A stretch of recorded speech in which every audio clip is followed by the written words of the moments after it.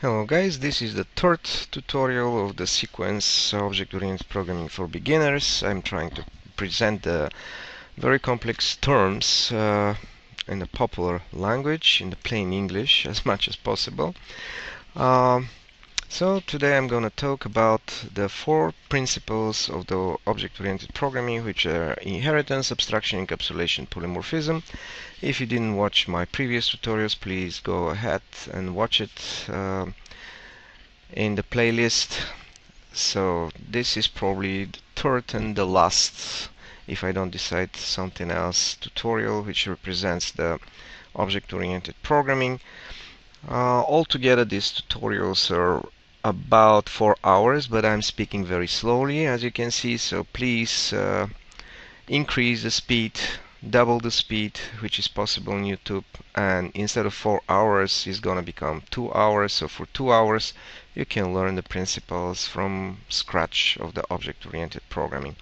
Okay, so far I had a little kingdom. I have created for myself a little kingdom in which I have 3 persons. From class person I instantiated 3 objects, and they manifest their presence by introducing themselves. Now let's talk about inheritance. Let's say I'm the king of this little kingdom, and instead of simple persons I want to have also other guys in this little kingdoms which are a little bit different from an ordinary person, which has only 2 properties, name and age.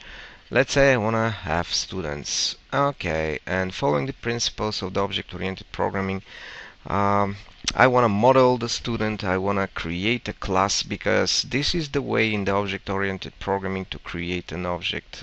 In these strictly typed languages, I just have to create a blueprint, and I'm in the hurry to create a class, a blueprint for creating students. So I'm clicking here, and I'm creating class, which is gonna be called student.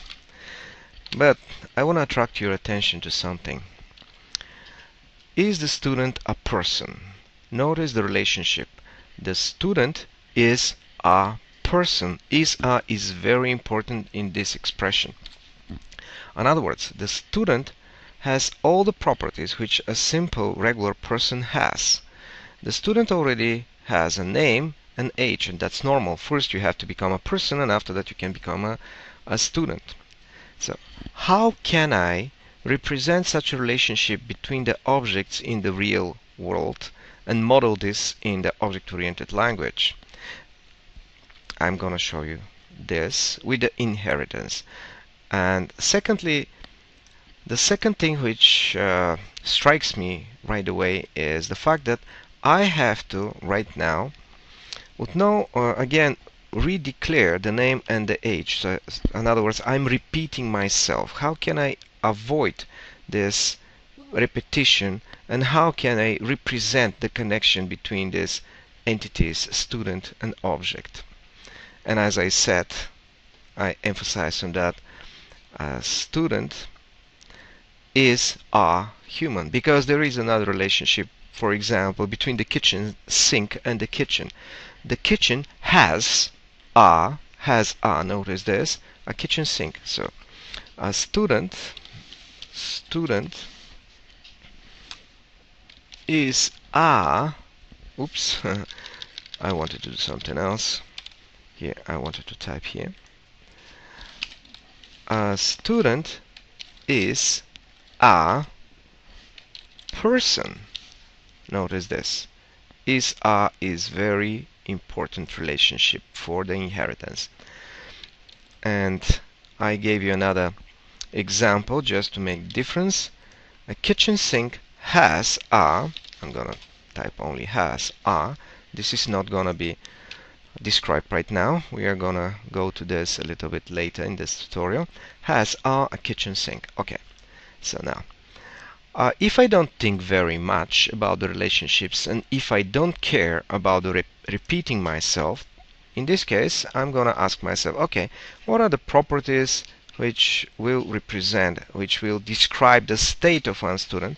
And I'm gonna say, okay, those are the properties which normal person has, and this is public, for example, okay, or private. I'm gonna represent with the fields and the properties. I'm gonna say private string name, private integer age, private string faculty number f number. This is like a prisoner number, as I like to joke. Okay, and after that I have to create all these properties which will allow me to access the values of these fields. Public, of course you can use the automatic properties, which is much easier. Public string name, and I will have getter and setter. And what strikes me is, oh, I already did this. Why should I repeat myself right now? And on top of that, the relationship between the person and the student is a. The student is a person. Okay, so is there a way so I can inherit all the behavior and all the state of a class? And there is such a way, of course, as you can guess, and this is called inheritance. In C#, the inheritance happens like that. You have to mention the class from which you inherit.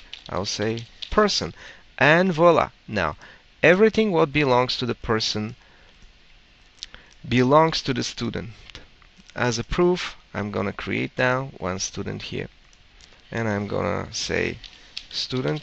We said already that once you define a class, actually you extend the existing types with a custom type. I'll say student1 equals new student. Voila. And if I put here student1, you'll see that all the properties and the behavior of the person is already here. So age, balance, all this comes from the inherited class, name, only read, introduce yourselves. Everything what the ordinary person can do, the student also can do. And for us, actually, it's left to declare and define also the things which are different for the student. So the specific for the student is the fact that every student has a faculty number. So I'm gonna say again the long way. I'm gonna do it the long way. The easiest way is to do this. Public string f number and put get and set. Please do this in your practice. Don't type like me, but I want to show you what happens under the hood and other concepts. So that's why I'm setting myself traps. This is only educational tutorial, so that's why I'm not using the most effective ways. So I'm gonna say here private string f number and public string f number. I'm gonna define the getter and the setter. Declare and define return f number, set f number equals value. Okay, how simple it is actually to inherit all the properties and all the behavior, in other words the state and the behavior from the parent or base class. Actually here in C#, the class from which you inherit, it's called base class. In Java it's called superclass, and the class which inherits, it's called subclass. Also, I have to attract your attention on the fact that here in C# and Java we have single inheritance and multiple interface implementation. We'll come to these terms later on, I hope, in this tutorial. Okay, so now the student has one property more. Student one, and voila, we have only the property which is specific for the student, F number. What if we want to have right now constructors? We set that there is always constructor. The compiler always adds a constructor which is without any parameters, doesn't do anything, and notice something. In the subclasses it calls the constructor of the base class, and it calls exactly the constructor without parameters, which doesn't do anything. That's very, very important, because I'm going to show you something. What happens, for example, if I decide that I'm going to remove from the base class the constructor without any parameters? If I do that, you'll see that we are going to get error. Person. It's not this one. This constructor. For example, if I remove from the base class the constructor without any parameters, I'm gonna get an error, simply because what here happens is that a compiler adds a constructor without parameters which calls the base constructor. Person does not contain a constructor that takes 0 arguments. How this error happened, actually, where it comes from? Implicitly there is a constructor which, as I said, it looks like something like that. Student base. This is done by the compiler implicitly, as I said, and voila, here it is, the error. We are trying to access a constructor from the base class which doesn't exist. Why do we have to access actually the base class? Okay, so the rule of thumb is always call the constructor of the base class or superclass in Java, or here in C# base class, to allow him to set up his properties and everything what is needs to be done for the base class. Okay, now I'm gonna bring back my constructor without any parameters, and here I'm gonna create a constructor. So we'll see how we are gonna call the constructor from the base class. When I construct a student, I want his person, his properties which are for him as a person also to be there. I will say string, name, integer, age, and the specific property which is F number, and I think we did it string, if I'm not mistaken, F number. Okay, so now I'm gonna call first the base class and give a chance to set up integer, not integer, age. Okay, I'm calling our working horse here, this constructor, because this is the order in which I'm giving the arguments. And after that I'm gonna say this F number equals F number, and I'm close it. Okay, so now I took care of the way I'm creating the student. Of course, now I'm gonna get error because I don't have right now a constructor without any parameters. So let's create a constructor without parameters just to show you how can you call a constructor from the same class. So in other words, I just touched the base keyword. I'm gonna talk now about this keyword. I'm gonna say again public student, and I'm gonna go this constructor from the same class on the same level, and I'm gonna say default if I'm creating a student with this constructor, his name is gonna be default, his age is gonna be 0, and his F number will be nothing. Student, and voila. Now I'm gonna describe something very important now. I can create the student now, and I'm gonna ask him to introduce himself. Student 1 dot, and all I have right now is the knowledge which comes from the person, and the person can introduce himself. Run the program, and you'll see that the student introduces himself exactly like the ordinary person, which is not exactly what I want. I have created right now a student which is called default because I use the default constructor without any parameters. It's not default constructor, but I use the constructor without any parameters. Is if I say here, for example, I usually use this name, which is funny, 25, and I'm gonna say that my F number is something like that. Now, when I call this student is gonna introduce himself exactly like everybody else. There is no difference.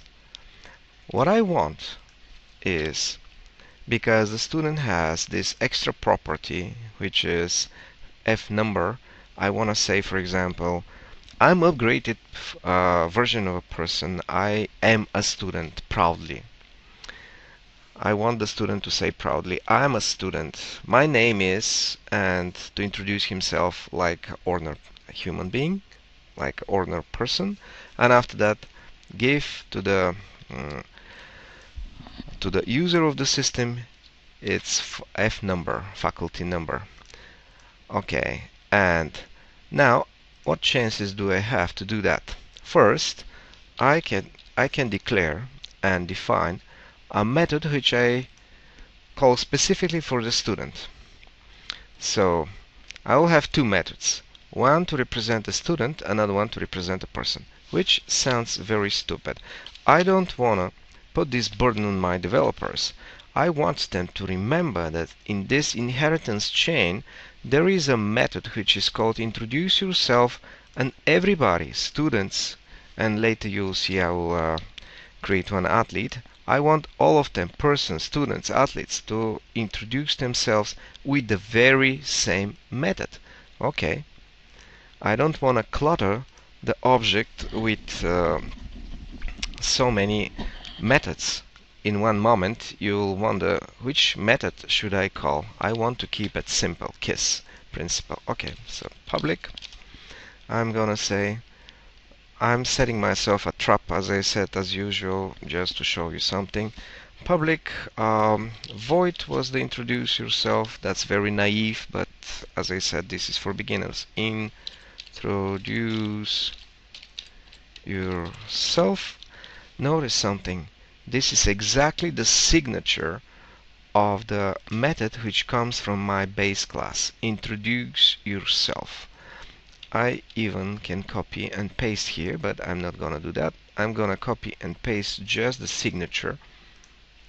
Notice something, in the signature there is no return value included.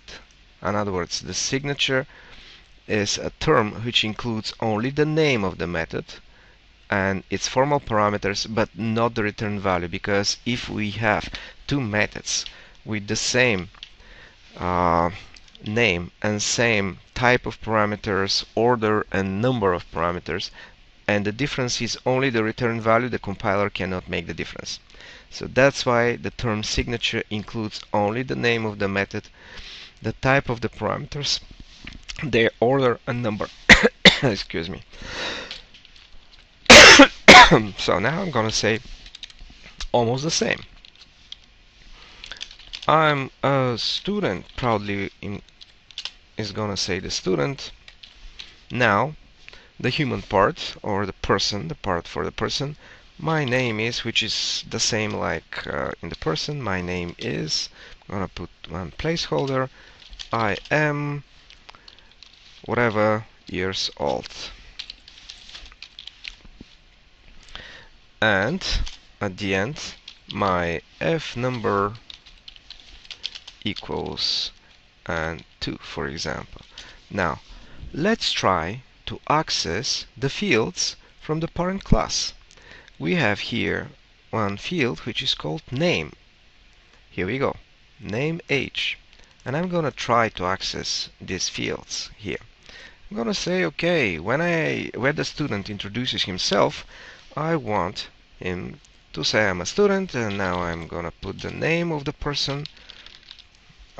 Visual Studio corrects me if you notice something. I'm gonna insist that I wanna use the field which is declared to be private. Age, again, see, Visual Studio doesn't even allow me to make mistakes. That's why I'm saying that this ID actually is a Mercedes. My name, years old, and my faculty number, F number. As I said before, I set myself a trap. This is the reason I was using the fields and after that the properties, because in this inherited method, in this subclass, I want to use the fields from the parent or base class. Notice something, it's not accessible. Why? When I put my mouse over this underscore, this underline, I see the message person name is inaccessible due to its protection level. Okay, in other words, if I go to person, how can I make so that name and age are accessible from the successors of this class, subclasses? I have to introduce here the protected keyword, protected. Okay, if I make this element protected, it's gonna be accessible by the successors, by the subclasses, but still is gonna be unaccessible for outside world. So encapsulation principle is fulfilled, and at the same time the successors, the classes which inherit from our parent class or our base class, are able to access these elements. Okay, and now everything is gonna work just fine. For a second, ignore this message. I'm gonna go back soon to this message. In our program, what we do, we create one student using the constructor. I showed to you the use of keyword base, and after that we call the very same method which we would call if the student was a person, because we right now have the very same methods declared and defined in the body of the base class and the subclass. Control F5 and voila. Now what we have is a student, my name, blah blah. So in other words, our guy represents himself as a student. This is exactly what we wanted. First thing which I'm gonna do is I'm gonna see what is the problem here. Visual Studio says introduce yourself hides inherited member. In other words, introduce yourself already exists in the base class. What do you want me to do? Use the new keyword if hiding was intended. In other words, we will come back later, but just pay attention to that right now. So there is another way which suggests for me that there is another way, but right now Visual Studio says, okay, put the keyword new please. Okay, I'm gonna put new because my intention is to hide the already existing method which comes from the base class. Now if I run the program, it works exactly as I anticipated. This method is called. Now let me show you a little bit use of the base. So let's say, what if I want to reuse the code from my base class. Let's say I wanna call the introduce yourself from the base method. In other words, the student will introduce himself this way. Proudly he is gonna say I'm a student on one line. After that he will introduce himself exactly as an ordinary person does, and finally he is gonna add his F number. Okay, in order to do that, because right now this method is hiding the method from the base class, I'm gonna use the keyword base. Introduce yourself to allow our student to introduce himself as an ordinary person, and after that only the difference. I'm gonna add only the difference, which is to show his F number. I'm gonna remove this, and I'm gonna say my F number equals 0 F number. So right now I just show it to you, access modifier, how to change the access modifier so you can access the elements from the base class. And right now I'm showing the use of base keyword. Now my student will represent himself, will introduce himself on 3 lines. And one of these lines comes from the introduce yourself of the base class. Okay. And notice something else. This little word makes a quantum leap. So the both methods introduce yourself in the student and introduce yourself in the person still exist. And I'm gonna show you right now. I'm gonna prove it.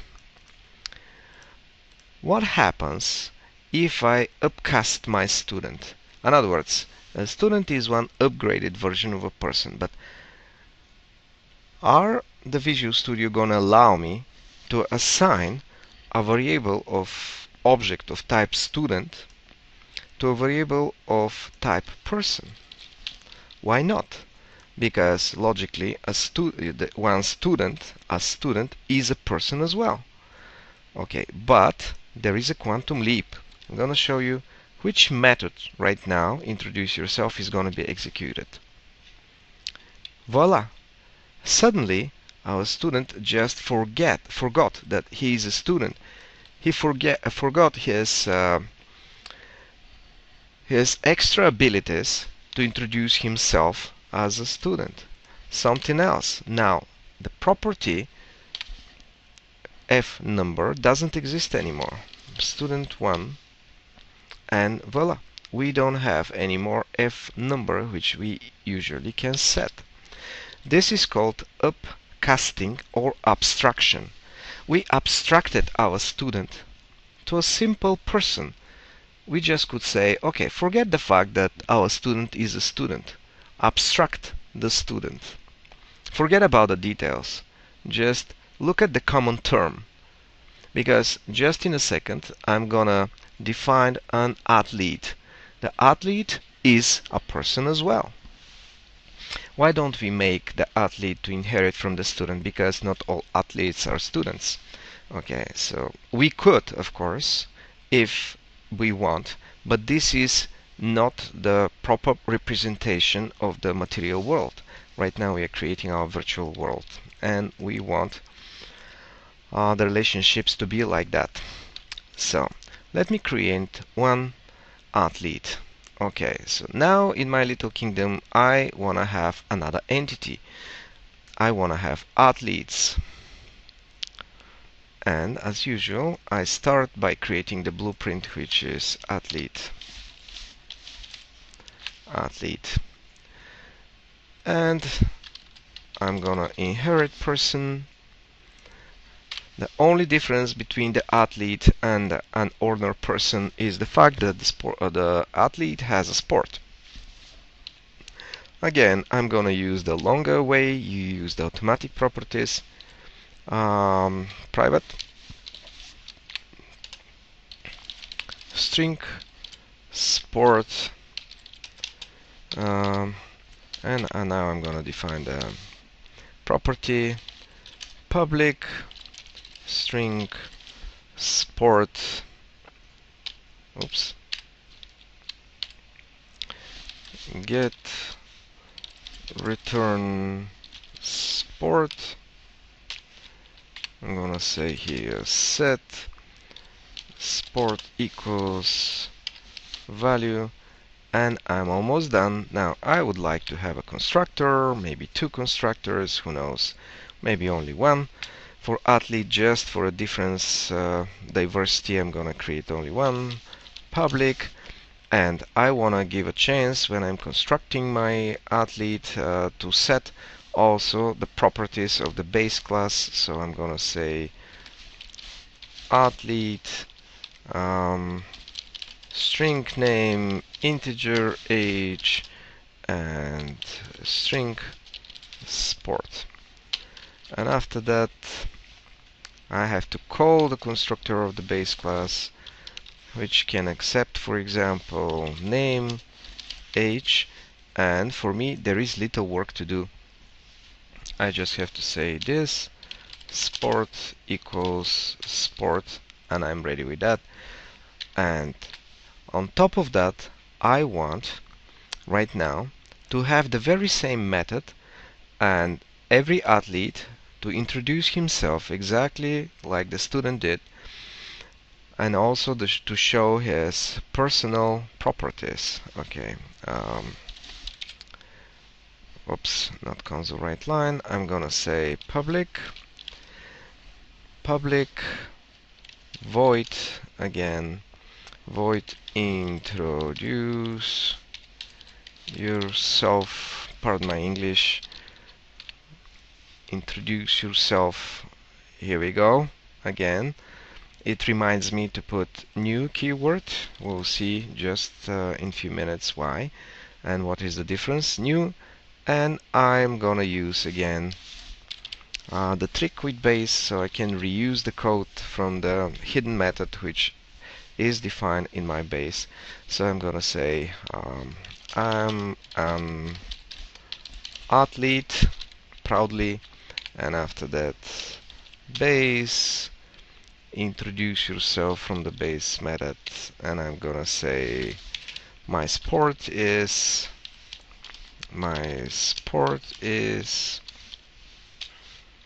and I'm gonna print the sport. Okay, now I'm ready to run my program again. Right now it's not gonna manifest his presence, but I'm gonna use here my main method to instantiate one object from class athlete. I'm gonna say athlete, this is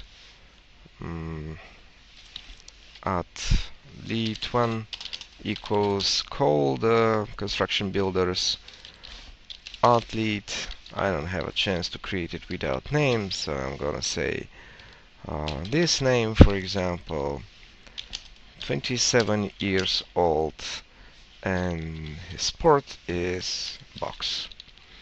And I will ask him to introduce himself. Athlete1, introduce yourself. The very same method redefined already 3 times in 3 different classes. Right now, in the subclasses, as we can see, this method gets hidden behind the method in the subclass. Okay, Control F5, and voila. We see that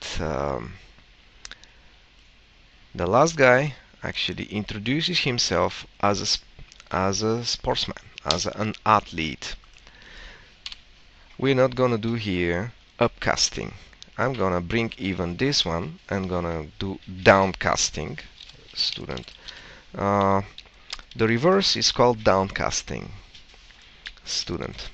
Now we are covering here the first principle of the object-oriented programming, inheritance, and preparing the ground for the next principles of the object-oriented programming, student.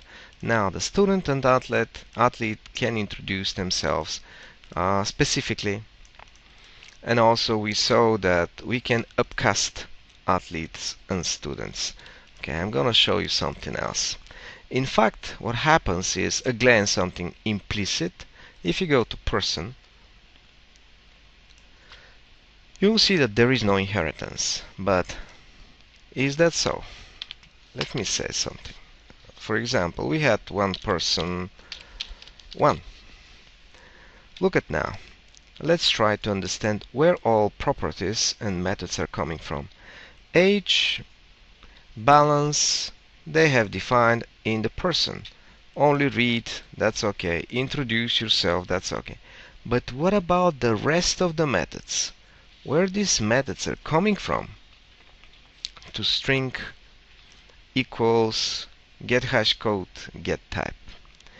What happens in Visual Studio and in Java as well is that there is always inheritance, and we always inherit from one class which is called object. This is the truth. Object. And in object there are such methods which we just saw, and they are declared there in object. Why object is not an interface? I'm gonna go a little bit ahead of myself. Simply because all these methods are very trivial, so we need them, and it's better somebody to take care of these methods already, so we can use it or overwrite them. Okay, so I'm gonna comment this. It's enough to know that there is always inheritance, and I will repeat again, there is a multiple interface implementation and only single inheritance. In other words, we cannot inherit from more than one class. I cannot put comma here and put, for example, athlete. This is not possible. Class student cannot have multiple base classes. You saw that. So only one base class. We can have only one and only one base class. Okay. Now, this is the first principle of the object-oriented programming, which is called inheritance. Inheritance, as we can see, actually came from the necessity to reuse and represent the relationship is-a between our objects. One student is a person already. Okay, so now I'll continue, and just to show you the second principle, which is abstraction. Some people say that there is no such principle, and there are only 3 principles, but I will stick with this principle as well. So just to show you the abstraction, I'm gonna define another class. I'm gonna create another class which is called Executor. Let's say in my little kingdom I don't want to communicate directly with my students, athletes and persons. Instead of that, like a king, I just will delegate this communication to one executor. I make funny examples here, so probably you'll see the funny part here. So the executor is a guy who has in his hands, notice this, the relationship, the executor has either student or athlete and knows how to make him speak. Let's first create an executor for a student. In this strictly typed language, actually, it's absolutely necessary to mention the type of the variable in which we are going to put this student. Okay, let's say this is the case. Now, our executor holds one student and knows how to make him speak. Okay, I'll stop here before I even declare this executor. Probably this is the proper way, and talk a little bit about the interfaces. In our life, we like to be easy. We don't like to know too much about the objects which we're using. We usually treat them as a black boxes with interfaces. I'll give you an example with a TV set. For me, the TV set is a black box which has a switch on off button, 2 buttons which allows me to change the channel, and 2 buttons to change the volume. That's all. So in other words, I abstracted this object. Notice the word abstract. I'm abstracting this object to a simple interface, and we try to abstract as much as possible, because this way we have to do as least as possible. We don't have to remember each time the LG has a different functionality. We always look for the common functionality. Doesn't matter the brand of the TV set, I'm always looking for this set of functionalities which I just described. I'm gonna give you another example as well. So remember how we are driving a car. There are two basic interfaces for driving a car. One is with 3 pedals, switch gear, lever, and a steering wheel, or maybe with 2 pedals and automatic switching the gear. So those are the two interfaces. All the producers of cars, all of them actually, has signed a contract, I believe, which said that they produce cars with such interface. Can you imagine strange car, for example Ferrari, which you have to drive differently? For example, with 7 pedals, or driving it differently. You have to learn how to drive Ferrari. So we are trying to abstract the terms. We are trying to treat the terms and the objects in our reality as a black boxes with a given interface. The same with the interface between the computer and our monitor. The interface is VGI. Of course, in the real world, the interface has many layers, and it's much more complicated because, for example, we have a physical level for one interface. The pins of the VGI on the male and female should match in order to connect them. After that, you have electrical level. For example, our video card is working with 3.3 volts, for example. I don't know exactly how, so I'm speculating right now. But let's say our monitor is expecting 10 volts. In this case, it's not gonna work. There is a logical also level. On the logical level, the communication is established because, for example, our monitor expects 3 volts on certain pin, and after that it responds with 3.3 volts on another pin, and so on and so forth. So both devices can communicate. Those are interfaces, examples of interface. Let's go back to our car example. So the interface actually is a contract which purpose is to serve the users of these black boxes which we're using. We want to know less things. We don't want to clutter our brains with the things which are too many things. We want to learn once, and if it's possible, to apply this everywhere for all classes or sets of objects.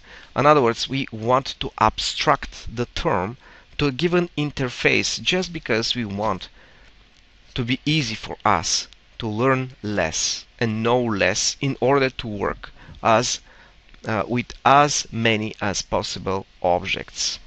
That's why we're using the abstraction.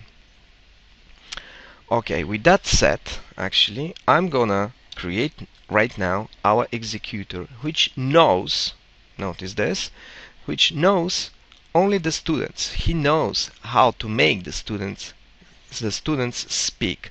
So the objects of only one class. Let's do that. Add class. And I'm gonna call this class Executor. As I said, this is a funny example, but I'm following the smashing scope principles which are described by Tony Buzan. So it should be funny, it should be grotesque, it should be something different. Executor. This is the reason I'm using these examples. Okay, the executor. And as I said, as I described this funny story, I want this executor to hold one student and make him speak. He knows how to make him speak, and because I am a king, I will deal only with the executor. The dealing with these people, persons, students, athletes, I want to delegate to somebody else. I have a velvet gloves and I don't want to touch these entities. Okay, so now our executor, let's say, has to halt how one object has another object through field or through property, and as usual I'm gonna use the long way. You can use automatic properties, I keep repeating that. And the big question here is, okay, what is the type of the field? If our executor is gonna hold student, then the field should be of type student. I cannot put here string and expect in a field of type string to put a student, which is object. String is also object, generally speaking. It's a reference type, but it's something else. Okay, student, and I'm gonna say this is a student. After that, we'll see how we're gonna abstract right now our executor so he can work with as many objects as possible, because this executor right now sticks with the concrete term. He is not using any abstraction, because right now we are talking about abstraction. Okay, so now I'm gonna say public student, and I'm gonna put the getters and setters here. I'm gonna get return student and set student equals value. If I wish, of course, I can create a constructor so my executor easily during the construction, during the instantiation, can receive one student. So I can say, for example, public executor student. It came to my mind one day when I was trying to explain to my students actually how these things are working. Student. I'm gonna use this by purpose again. Student. Otherwise I would use student, and I'm gonna say student. Okay, now executor, of course. I didn't type properly the name of the method. And now I'm gonna define one method which I'm gonna use as a kink to turn to the executor and ask him to do his job. Public void, and this is gonna be make him speak student or whatever, athlete. Make him speak. Notice something now. As a developer, I should know something. I should know that the student has a method introduce yourself. This is the thing which our executor knows about the object which he has, which he contents or aggregates. There is another term in the UML, in a unified modeling language, which is aggregate. There is, of course, two types of aggregation. One of them is composition, but if there is enough interest, as I said, for these tutorials, I can explain these terms as well. Okay, notice something. Our executor knows the student only as much as is necessary to get his job done. He knows that every student has introduce yourself method. Okay, let's try now to work with our executor. We have created the blueprint for our executor, which I said is gonna be the person on which I'm gonna delegate the communication with my students, athletes, whatever. So I'm gonna say executor. As usual, we just defined a new class, we created a new type. So exec1 new executor, and we are gonna give the executor one student 1.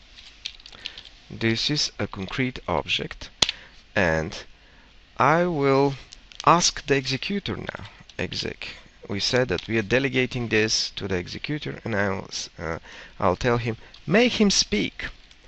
And the executor tortures our poor student and make him speak.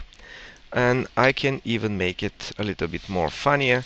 I can say, I'm the executor. I'm the executor. I will make you speak. I know how to make you speak. I will make you speak. I will make you speak. This is just because in the console there is a lot of going on right now. So we easily will say where the executor actually extracts this confessed for our students. And I told you, wisely will say the executor, because he knows where is the weak point of our student. The weak point is the method introduce yourself. It's not a weak point, I'm just kidding, but he knows how to make our student speak. He knows. Control F5 and voila. I'm the executor. Of course, excuse my errors here, I'm gonna correct them. Here we go. I'm the executor. I will make you speak. Haha, I told you. So I'm representing right now the abstraction. This is the second principle of the object-oriented programming. Executor. I will make you speak. Okay, so now,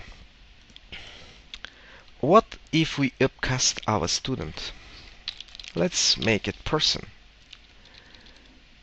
Voila, it's not gonna work. Our executor knows how to work only with students. Why? Because we're working here with concrete terms. We work with the student. Here we go. We keep in one field of type student object of type student. Everywhere in this code we are concrete. We are not abstract. We didn't abstract the term, which means that our executor is going to work only with students. Even more, doesn't matter.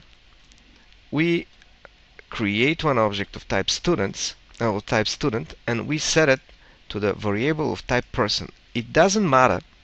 Actually, in reality, this guy is a student. He lost his abilities to be a student. And if we try to give it to the executor, we get an error. Which means what? As a king right now, I have to have executor for each class of objects which I want to have in my little kingdom. So now that sounds extremely stupid. I have to create executor, student executor, person executor, and athlete executor. We'll see how to avoid this. Of course, person executor is more common, more abstract. Okay, how can we abstract this term? Can we assign to a variable of type person an athlete? Yes, we can. So the abstract term is person. Wow, we're on the right track. Why don't we make our executor to work with the persons? Let me show the class diagram. View class diagram, so we'll understand what is going on right now. But we will see what happens and what price we have to pay and where the problems are, because there will be problems right now. Okay, here it is how my inheritance chain looks like right now. Student, athlete, and person. Both of them inherit from person. So this is the base class and those are the successors. Those are the subclasses. And this is more common. This is abstract term person. Both student and athlete are at the same time persons. This is like a Ferrari and Pontiac, for example. Both of these brands are in fact what? They're cars. So we can abstract Ferrari and Pontiac to simply the term car. And this is what we want actually. we want to work with abstract terms in order to write our code only once. If I don't upcast here the student, and if I don't use the abstract term person, from which both student and athlete inherit, I'm doomed to write code more. I have to write the code for both classes. So that's why let's abstract our executor. I'm gonna say, okay, work with the abstract term person, which is not absolutely abstract, but because persons are also on existence. Person, we will see how we are gonna reach the perfect, the seventh heaven abstraction. Person. And this is person, of course. So we just abstracted the terms of our executor, abstracted our person, our executor. Person,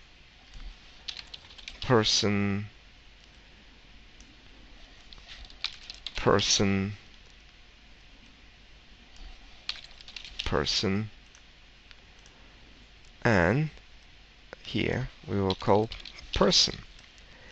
Notice something. I see here some problems. First, nothing enforces our person to have a method introduce yourself.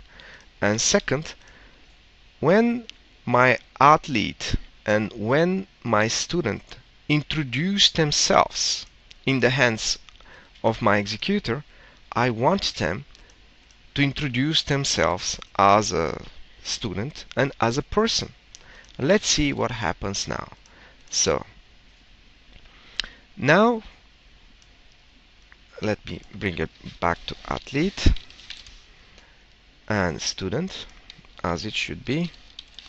Student, I don't need upcasting here.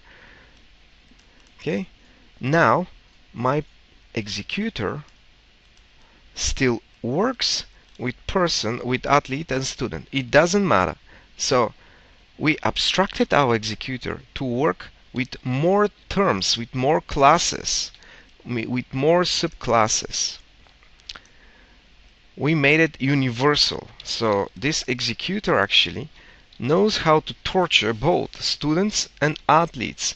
And on top of that, he knows how to torture and how to extract convictions from the persons as well. So it works with three classes, with objects from three classes. Let me send the student. The only thing is how actually the students and athletes will introduce themselves. This is the most important right now. Control F5 and wow, the students and athletes, the student forgot that he is a student. Look at him. When he is in the hands of our executor, which is abstract, for the executor this is a simply person, and this executor calls the very same method. It doesn't matter I'm sending student, athlete or person. But look at the student. He just forgot that he is a student. He doesn't introduce himself as a student. This is not what I want. How to avoid this problem? Just before we continue with solving this issue, I want to tell you that there is a third principle of the object-oriented programming. I actually covered this a little bit. I just want to finish with that. And after that we will continue with the polymorphism, which is where I'm going right now, which I'm leading you right now. Okay, so encapsulation is the third principle of the object-oriented programming, and we already spoke about that. We said that we will encapsulate the internal structure of our class, of our objects. We'll encapsulate it into fields or class elements which are declared protected or private. So we are not allowing anybody to touch the internal structure. We represent our objects as black boxes, and we leave to the entire world only the interface, which our users, the users of our object, should use to communicate with our black boxes. This is our ultimate goal. So this encapsulation, hiding of the internal structure, is called encapsulation. This is achieved by using the access modifiers, private, double. Here we go. For example, our counter, we declare it private, and we strictly control the access. We encapsulated the counter, and we strictly control the access to this counter. This principle is called encapsulation. Is extremely simple. Now let's get back to polymorphism. Now I'm going to reveal to you the polymorphism, which is probably the most interesting principle of the object-oriented programming. We saw where the problem is. First, using the principle of abstraction, we made our executor to be very abstract. In other words, to work with as many objects as possible from different classes. So we have less to remember, less to do. All we have to do is write the code only once. But there is still problem remaining. When I'm sending a student in our executor, for our executor from his standpoint of view, this is simply a person. But when I send him a student, I want a student to introduce himself as a student. When I'm sending, for example, when I'm sending athlete, I want him to introduce himself as an athlete. And this doesn't happen so far. How can we achieve this? Again, it's a little keyword which makes a quantum leap. Notice something now.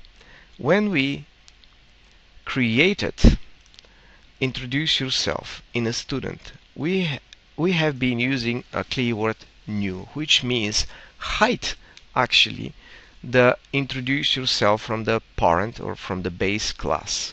Now, if we don't want this behavior, then we have to use another keyword, which is override, and we have to declare the method into the base class as a virtual. This is what we can achieve now. Virtual. And in the subclasses, when we override, this term is called override. Now we are using overriding, not overloading. Before the term was overloading. Just make a difference. Overloading is creating methods with the same names in the same class with different signatures. Right now we are looking overloading, the term overloading, which is overloading the methods from the base class. So I'm gonna add a virtual to the class, to the method in the base class, and after that I'm gonna say override in the classes, in the subclasses. I even can use athlete here with new, with this keyword, so we'll see the difference. Now, even though the executor is abstract enough to work with the base term, actually with the person, the student will represent himself properly as a student, not as a person, because the method introduce yourself gets overridden. Okay, let me type the terms. The term is override. This method has been overridden. And just to make a difference, I will type another word, another term, overload.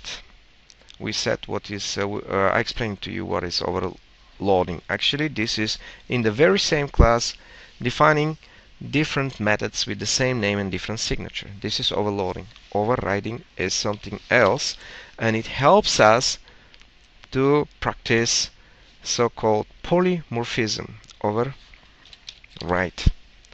Why it's called polymorphism? Polymorphism comes from the Greek word and means multiple forms, multiple shapes, because Executor abstracted the term to a person.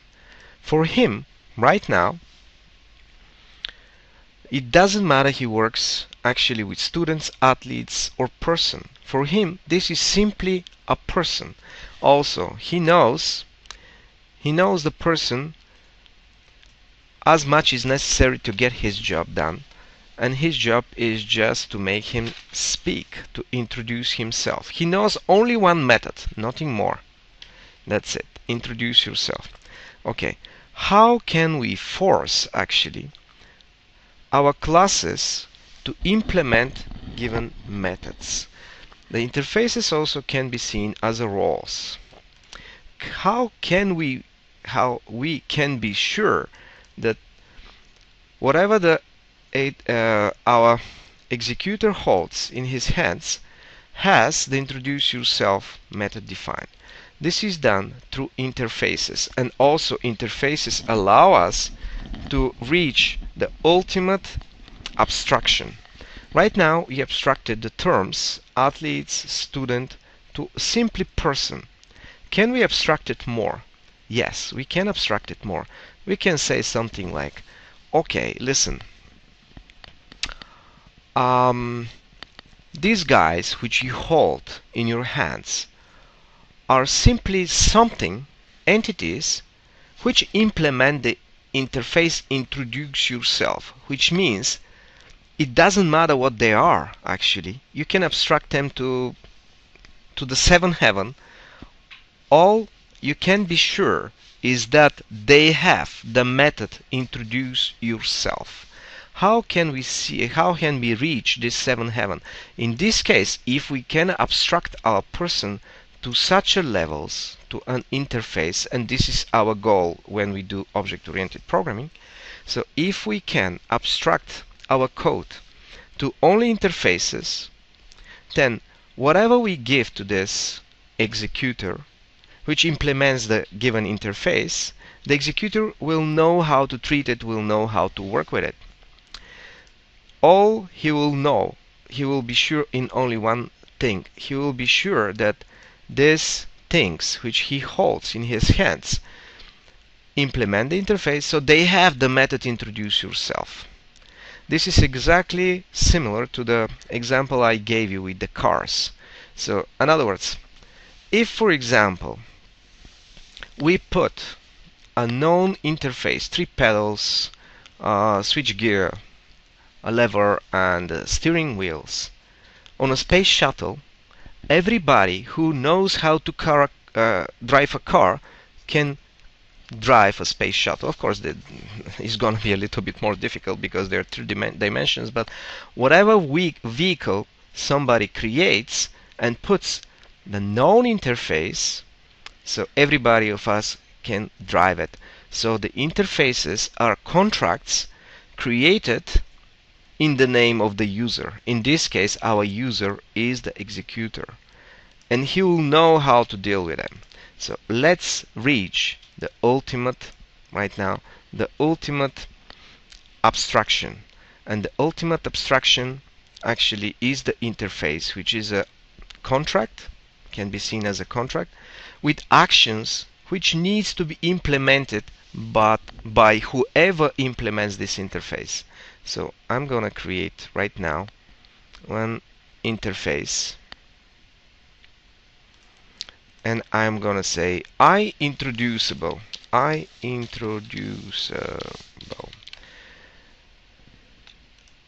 Interfaces can hold only 4 of the elements of the class. They can hold methods. They can have also properties, indexers, and events. We didn't cover all of them. As I said, depends on the interest of these tutorials. I may continue or not. Depends. I'm doing all this for myself, as usual. And if somebody else can use this, that's fine. If nobody else can use it, it's fine also for me.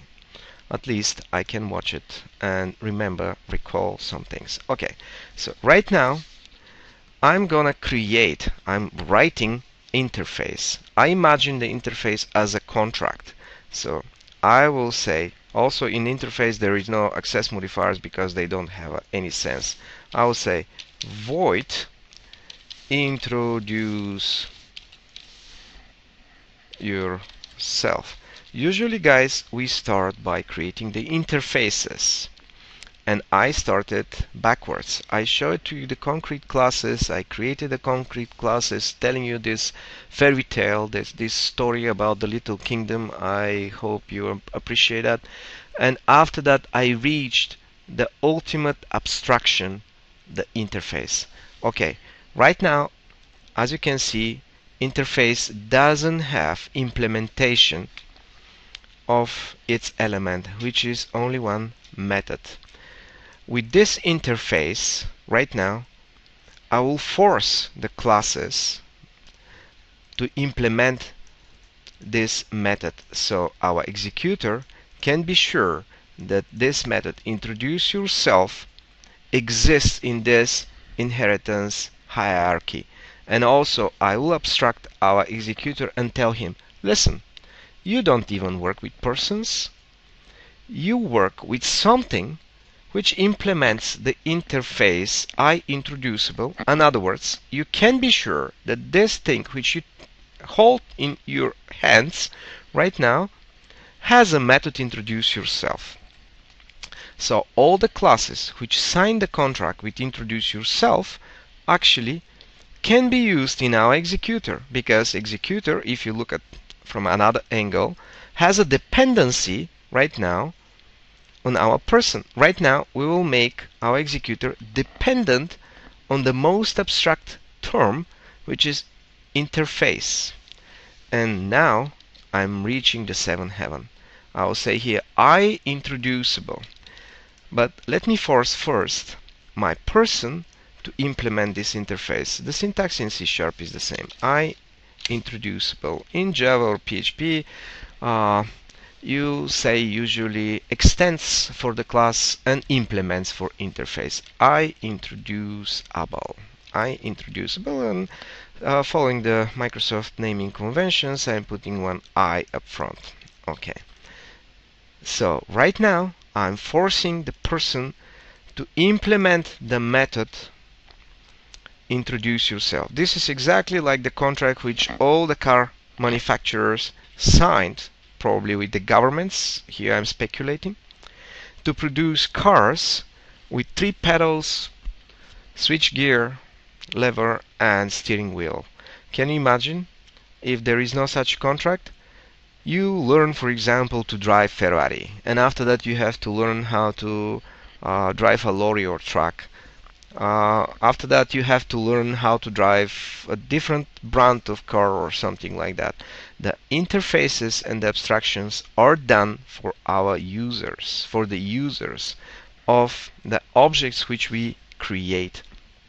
So once person signs a contract with the introducible, now all the users of our objects, all they have to do is just abstract themselves to introducible and say, okay, I'm working with objects which sign the contract introducible, so I can expect a certain behavior, and in this case is only represented by one method, which is introduce yourself.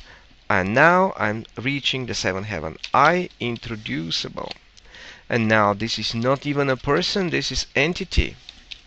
This is something. I don't know what it is, but doesn't matter because it implements the interface. So our executor is sure, he knows where the weak point is of the thing which he holds in his hands. This is the method introduce yourself. He can be sure now by contract that this method exists, and exists because it's written in the interface, which means that whoever signs the contract with this interface implements this method. And here it becomes quite simple in introducible. Hopefully you understood this very simple principle of abstraction and polymorphism entity. This is not a person anymore, it's entity. I can show you, as I said, from different angles, entity, all these terms, all these concepts. This is I introducible, and this is entity. This also is an entity. I'm just changing the names because they're appropriate right now. Entity, entity. Make him speak, and now our executor doesn't even know that he works with persons. He works with whatever implemented the interface introducible, which means that now I can create an inheritance chains for animals, and as soon as I implement the interface introducible in the base class or in some of the classes, my executor will be able to execute, to torture these animals, and they also will introduce themselves. Now I am the maximum abstract. I abstracted the terms entity, entity, introduce yourself. Okay, and now our program will continue working. Control F5, and voila, we made the next step of refactoring. We abstracted the terms. Now everything works as anticipated. Now we abstracted our executor to the maximum possible abstraction. We made it work only with one interface which describes one behavior and enforces all the classes which implement this interface to give bodies of these methods. And also we used polymorphism, so each one of the objects to represent himself in the way which we want. If I give right now one athlete to our executor, we will see that athlete introduces himself as an ordinary person, simply because we didn't overwrite the method. Notice something, in Java all the methods by default are virtual, so you cannot achieve this hiding, which I just demonstrate here. So let's go and in the athlete say the same. I'm gonna do this. I'm gonna comment just to remind you guys when you look at the code that there is another way. Overwrite, and that's it. Overriding. Right now the athlete, the students, the persons, they will introduce themselves appropriately. The method in the base class is overridden, and depending on the real object which we are sending to the executor, this real object calls his appropriate method. Okay, so those are the 4 principles of the object-oriented programming: inheritance, abstraction, encapsulation, polymorphism. We started with inheritance. Without inheritance, all other except encapsulation. Of course, all other principles are not possible. So first inheritance, we have created, as far as I know, an encapsulation, and after that abstraction and polymorphism. If one of the languages claims that it's object-oriented, we should be able to show how all these principles are implemented in this language.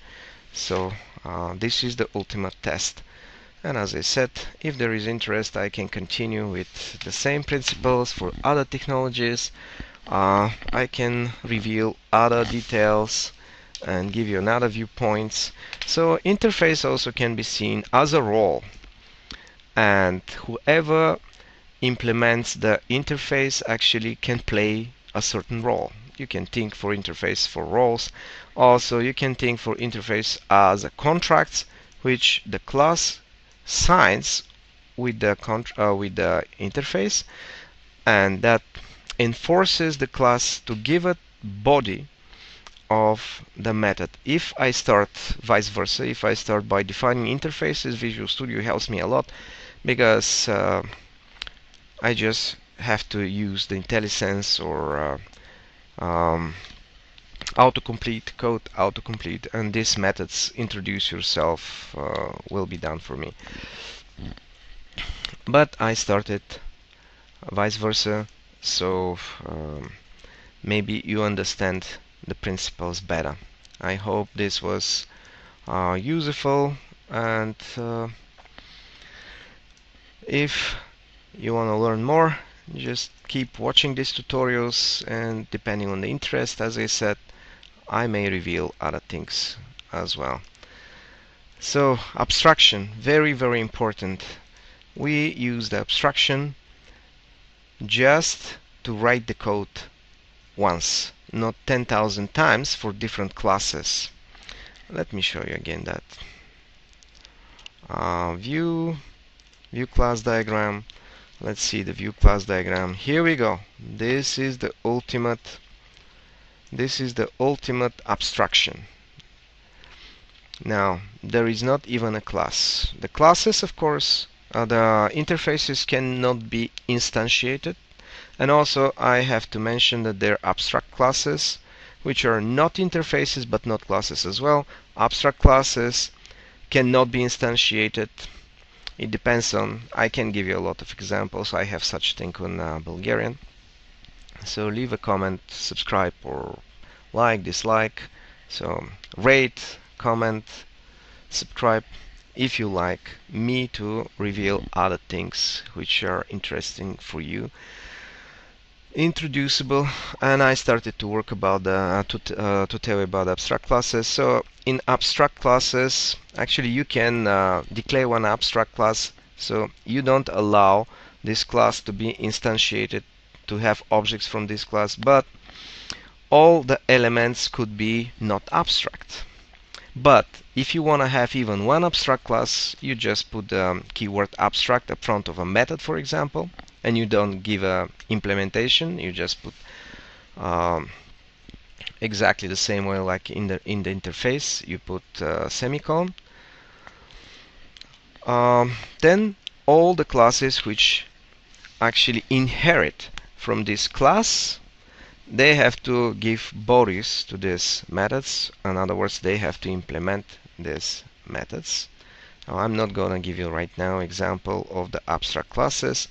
What is the reason of abstract class? To have one abstract class. For example, you have animal, you have cat and dog. This is a classical example. You have cat and dog, and you have a trainer of the cat and dog.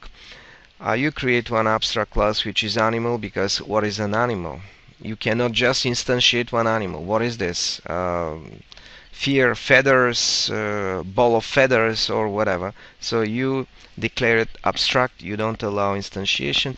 But let's say cat and dog has names, so you can push the names into the abstract class, which is animal, and after that create one abstract method which is called make a noise to enforce the subclasses to implement this method. And after that you can abstract the terms just to animal, make the trainer of the animals. If you want the ultimate abstraction, you have to create one interface which is called, for example, make noise, and after that your trainer can work with everything what makes noise, including the watches and clocks, for example, because otherwise, if for example want to make one clock, for example, to represent himself, to introduce himself, you have to inherit, otherwise you have to inherit from animal, but that's not true. The clock is not an animal. So that's why you can abstract the terms to the seventh heaven. You create one interface in which I make noise, for example, you can call it, and after that everything what makes noise is suitable for your trainer. Your trainer can work with it because he can be sure that there is a make noise method. But as I said, I'm not gonna cover right now this in the tutorial. Just leave a comment if you like to know more. Rate and subscribe if you like. That's it, guys. Hopefully this was helpful for somebody else.